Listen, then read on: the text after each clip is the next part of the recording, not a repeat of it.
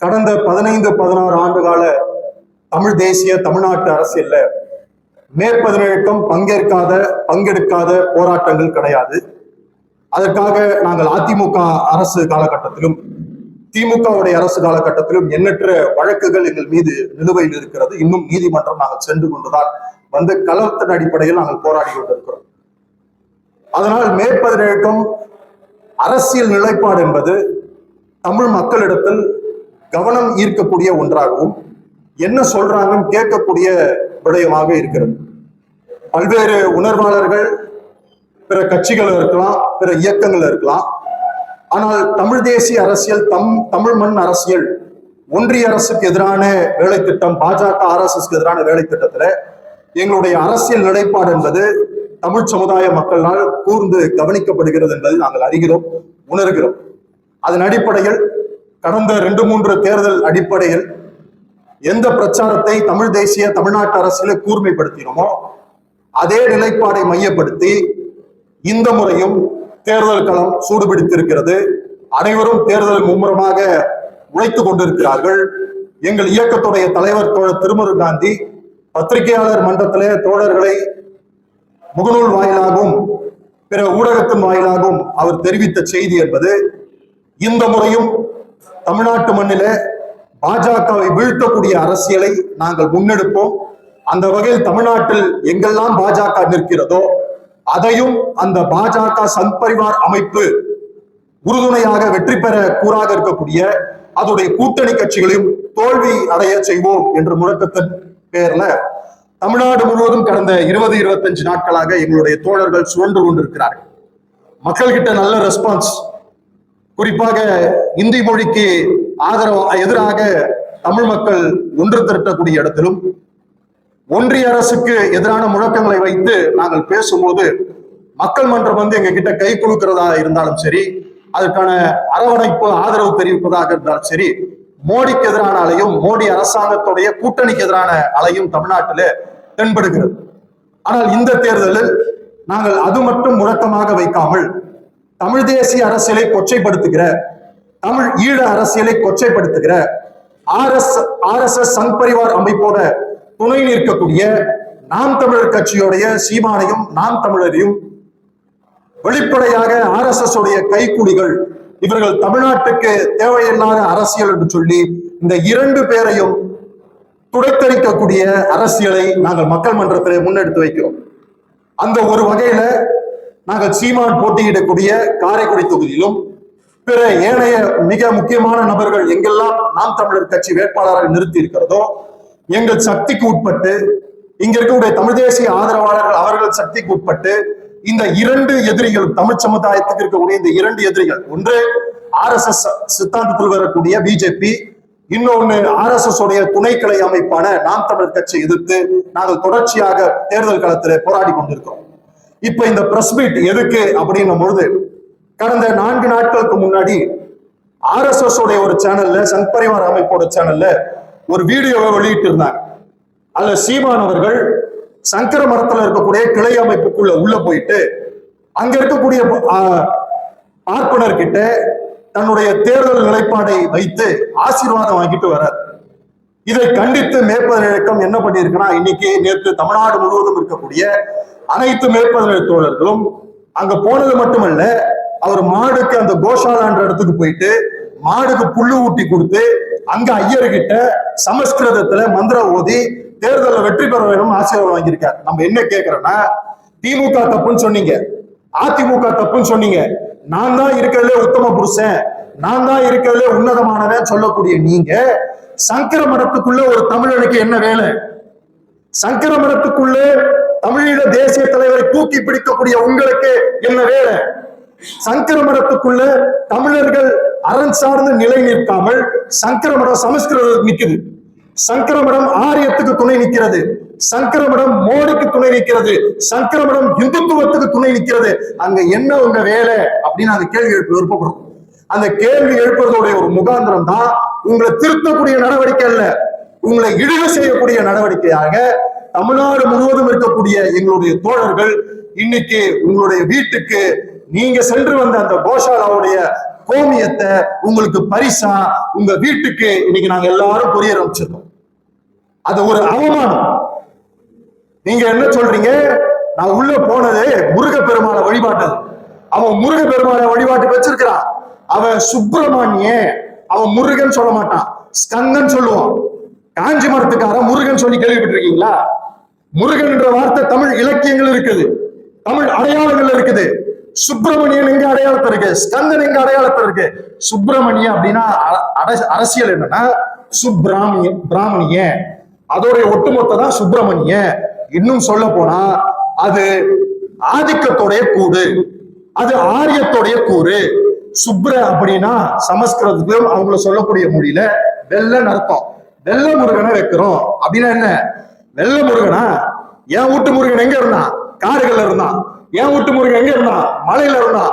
என் வீட்டு முருகன் இங்க நம்மளுடைய பகுதிகளில் வாழ்ந்து இருந்தவன். அவன் கருப்பு நிலத்தை சார்ந்தவன், கருப்பு நிறத்தை சார்ந்தவன், இந்த மண்ணுக்கான உரியவன். ஆனா இவர்கள் ஒரு இட்டுக்கதை இடும் பொழுது பிள்ளையார, பார்வதிய, சிவன, முருகனை சேர்க்கும் போது ஒரு கதையை உருவாக்கும் பொழுது அவர்களுக்கான ஆதிக்க கூறா சங்கரமணம் உள்ளத்தில் உள்ள வந்து முருகனை வச்சிருக்கிறாங்க. முருகன் சொல்லல, சுப்பிரமணிய வழிபட்டு இருக்கிறீங்க. உள்ள போய் சுப்பிரமணிய வழிபடுறீங்க. உள்ள என்ன டீலிங் பச்சு நம்மளுக்கு தெரியாது. ஆனா உனக்கு முருகனை கும்பிட வேற எது இடமே இல்லையா? உள்ள கூட்டிட்டு போன நபர் யார்? அது ரொம்ப முக்கியமானது. ராம ரவிக்குமார் என்ற ஒரு இந்து அடியாளு, RSS உடைய அடியாளு, அவர் உள்ள கூட்டு போறார். உங்களுடைய தொடர்பு என்ன? உங்களுக்கும் RSSக்கும் தொடர்பு இல்லை, எனக்கும் பிஜேபிக்கும் தொடர்பு இல்லைன்னா உங்க வேலை திட்டம் தமிழ்நாட்டில் என்ன இருக்குது? தமிழ்நாட்டில் பிஜேபி பேசாத பெரியார் எதிர்ப்பு அரசியலை கொச்சைப்படுத்தி பேசக்கூடிய நபர்கள் நீங்க. உங்களை எதிர்த்து இதே மன்றத்திலே ஜனவரி 11, 2025 எங்களோட தோழர் திருமுருகன் காந்தி இதே பத்திரிகையாளர் சந்திப்புல இதே தொடர்ச்சி இருந்தா உங்களுக்கு கோமியத்தை பரிசா வழங்கும்னு சொன்னாரு. அதேதான் இன்று நாங்கள் நிரூபித்திருக்கிறோம். ஓராண்டு கழித்து உங்கள் தொடர் நடவடிக்கை என்பது இன்று நீங்கள் அம்பலப்பட்டு போயிருக்கிறீங்க. உங்க இயக்கத்திலிருந்து வெளில வந்த ஜெகதீசன் பாண்டியன் புட்டு உங்களை பத்தி எல்லா செய்தியும் உள்ள வச்சிருக்கிறார். உங்களுக்கும் பிஜேபிக்கும் RSSக்கும் இந்துத்துவத்துக்கும் என்ன இங்க வேலை திட்டம் என்பது. கடந்த ஆண்டு இதே பத்திரிகையாளர் சந்திப்புல RSS உடைய தலைவர் மோகன் பகவத் இங்க உட்கார்ந்து பேசுறாரு. நாங்கள் தமிழ்நாட்டில் புதிதாக 1338 கிளைகளை உருவாக்கி இருக்கிறோம். மொத்தமாக தமிழ்நாட்டில் 4000 அமைப்புகள் இருக்கிறது. அந்த 4000 அமைப்புகளை தாண்டி பிற எங்களால் வழிநடத்தக்கூடிய கட்சிகளும் ஆதரவு இயக்கங்களும் இருக்கிறது. அதன் மூலம் இந்துத்துவத்தை வளர்த்தெடுப்போன்ற இதே மோகன் பகவத் இங்க உட்கார்ந்து 6 ways அஜெண்டா பாலிசியை பேசினார் உங்ககிட்ட. அதுல 3வது 4வது வேலை திட்டம் என்ன தெரியுமா? இயற்கை சுற்றுச்சூழல். அந்த இயற்கை சுற்றுச்சூழல்ல நாங்க நெகிழிய வந்து தடை செய்யறோம். கடலு, ஆறு, மலை, மீன், காத்து, மரம் போன்றவற்றை ஏற்படுத்தி மக்களை திரட்டி RSSக்குள்ள வேலை திட்டமாக செயல்படுத்தும். அல்லது எங்கள் சார்பாக யார் ஆதரவாக இருக்கிறார்களோ அவர்களை வைத்து அந்த மாநாட்டை நாங்கள் நடத்துவோம். இதே இடத்துல மோகன் பகவத் பத்திரிகையாளர்களை சந்தித்தார். அதே வேலை திட்டத்தை ஒன்றிய அரசுக்கு எதிராக தமிழர்கள் இங்கு போராடி கொண்டிருக்கும் போது தேர்தலுக்கு முன்பாக வரை கடந்த 6-8 மாதமாக சீமான் தமிழ் தேசிய அரசியலுக்கும் தமிழ்நாட்டு மக்களுக்கும் ஒரு போராட்டம் எடுக்காம மலைக்காக மாநாடு, மான்குட்டிக்காக மாநாடு, கடலுக்காக மாநாடு, மரத்துக்காக மாநாடு கட்டி பிடிச்சி போஸ்டர் கொடுத்துட்டு இருந்தேன். இப்ப புரியுதா அது யாருடைய வேலை திட்டம் என்பது? நாங்க அம்பலப்படுத்தல, நாங்க புனையப்பட்ட கதையை சொல்ல. மோகன் பகவத் இதே இடத்தில் பத்திரிகையாளர் சந்திப்பை சொன்னது போல எங்கள் ஆதரவு இயக்கங்களை கொண்டு நாங்கள் நடத்தும் போது உங்ககிட்ட ஒரு எதிர்ப்பு கிடையாது. ஆனால் அவர்கள் அதை செய்யவில்லை. RSS உடைய வேலை திட்டத்தை நீங்கள் உங்கள் நாம் தமிழர் கட்சி வாயிலாக தமிழ் சமூகத்தில் ஏற்படுத்துறீங்க. அப்ப இது குற்றம் சாட்டு இல்லையா? இன்னைக்கு டீலிமிட்டேஷன் பத்தி போய்கிட்டு இருக்கு. டீலிமிட்டேஷனுடைய நாம் தமிழருடைய கொள்கை என்ன? இன்னைக்கு எல்லாரும் எதிர்ப்பு தெரிவிச்சிருக்கிறோம். ஆனா சீமான் என்ன சொல்றாரு? இல்ல 6 தொகுதிக்கு உட்பட்டதுதான் ஒரு MP தொகுதி. 6 தொகுதியா இல்ல 3 தொகுதியா வச்சுக்கிங்க. 39,000 தொகுதியை 68 மாத்துங்க, அது போதுன்ற கேள்வி அதல்ல.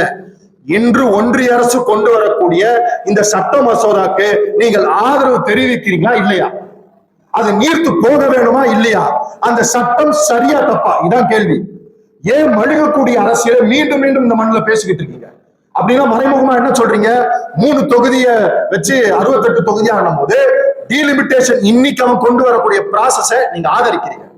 உங்களுக்கு அரசியல் தெரியாதா? 71 தென்னிந்தியாவுடைய மக்கள் தொகை வட இந்தியாவோட மக்கள் தொகையோட வேறுபாடு வெறும் 5 கோடி. ஆனா இன்னைக்கு தென்னிந்திய மக்கள் தொகைக்கும் வட இந்தியா மக்கள் தொகைக்கும் வேறுபாடு என்பது 25 கோடி. 25 கோடி எக்ஸ்டென்ஷன் ஆயிருக்குது. ஆனா நீங்க அந்த டீலிமிட்டேஷன்ல பிஜேபி எதிர்க்காம, ஆர்எஸ்எஸ் எதிர்க்காம, ஆர்எஸ்எஸ் உடைய மேடையில போய் நிக்கிற வெக்கம் இல்லாம, சௌராஷ்டிரா நடத்தக்கூடிய கூட்டங்கள்ல போய் மேல போய் நிக்கிற 10 நாளைக்கு முன்னாடி பேட்டி கொடுக்குறீங்க. பேர் பின்னாடி சாதி பெயர் போடுவது அவமானம் இல்லை. தமிழ் சமூகம் முன்னேறிய சமூகம். பெரியாரும் திராவிட கோட்பாளர் தமிழ் தேசியாளர்கள் போராடிய சமூகம்.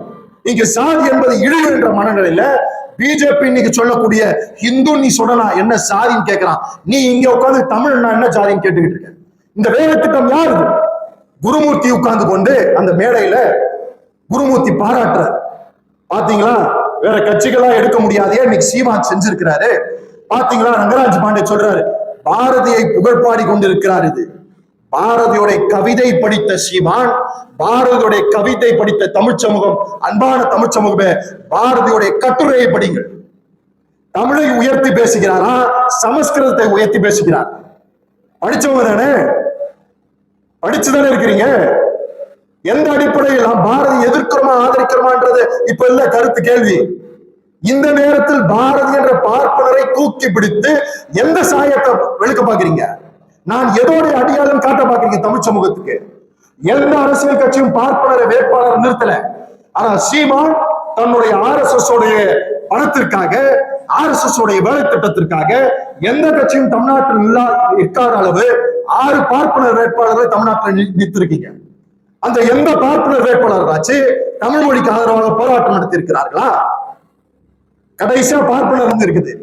எந்த பார்ப்பனர் வீதியில் வந்தார்? எந்த பார்ப்பனர் இங்க உரிமைக்காக இருந்தார்? பார்ப்பனர் எதிர்ப்பு இங்கு பேசுவதற்கு நம்ம இல்லை. ஆனால் பார்ப்பனியத்துடைய அடியாளாக நீங்கள் நின்று கொண்டு தமிழ் தேசிய அரசியலை கொச்சைப்படுத்துவதும், பெரியாரை கொச்சப்படுத்துவதும், ஈழ அரசியலை கொச்சைப்படுத்துவதும், இங்கு ஏற்கனவே இருக்கக்கூடிய போராட்டக்காரர்களை, தலைவர்களை, போராளிகளை கொச்சப்படுத்து நான் தான் உண்மையானவன், நான் தான் நேர்மையானவனா, உன்னுடைய முகம் கிழித்தரிக்கப்பட்டிருக்கிறது. ராம ரவிக்குமார் என்ற நபர் தான் திருப்பரங்குன்றத்துல வழக்கு போட்டவன்.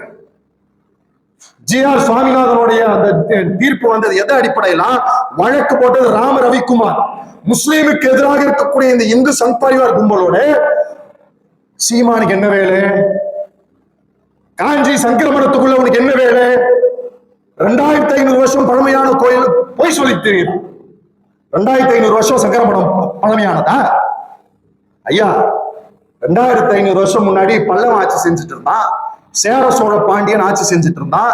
இவங்க 4 பேர் எங்கனாச்சு சங்கர மடத்துக்கு நாங்க இந்த நிதி கொடுத்தோம், இந்த உதவி கொடுத்தோம், ஏதாவது ஒரு சான்று இருக்குதா? ஒரு புனையப்பட்ட வரலாறு